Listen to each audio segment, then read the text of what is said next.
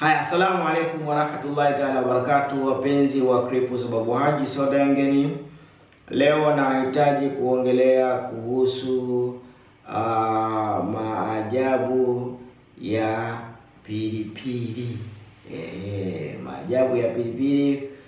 Pilipili inafanyaje? Pilipili ni dawa, pilipili ni tiba, pilipili ni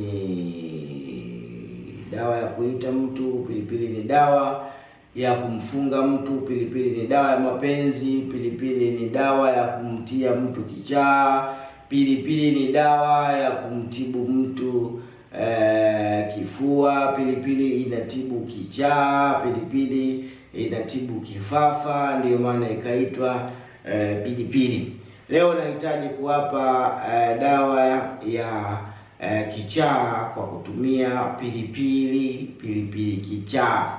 Chukua mizizi ya pilipili kichaa pamoja na mavi ya tembo, saga pamoja vitu hivyo viwili, basi mgonjwa atumie kujifukiza kutwa mara mbili, mwenye kuwa na kichaa au kifafa. Kichaa au kifafa atumie kujifusha asubuhi, atumie kujifusha na usiku. Njia hii husaidia sana na huponyesha kwa wale wenye kuwa na matatizo ya kuanguka kifafa, wenye kuwa na kichaa cha kukimbia, inasaidia sana. Pia pilipili ni dawa mzuri sana katika mambo ya mapenzi. Pilipili kama pilipili, kile pilipili kidogo, pilipili kichaa, ukichukua kile kipilipili pamoja na ile nguo ambayo mmefanya mambo ya upendo, alafu mkajifuta nayo ile, basi ukafunga pamoja na kinguo cheusi, tia katika soksi ya mguu wa kulia, mfuate mpenzi wako, kamwambie nataka kiasi fulani, akichomoa sio Babu Haji.